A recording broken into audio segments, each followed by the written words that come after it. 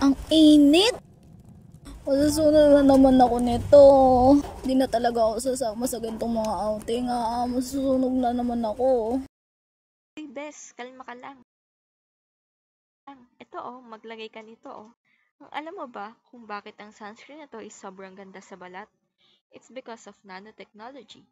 Basically, yung UV blockers like zinc oxide or titanium dioxide is ginawang super tiny or nano size para hindi makapal sa balat, pero solid pa rin yung protection.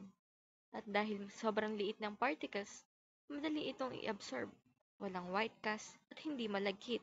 Pero, nakakablock pa rin ng UVA at UVB rays na cause ng sunburn at skin aging.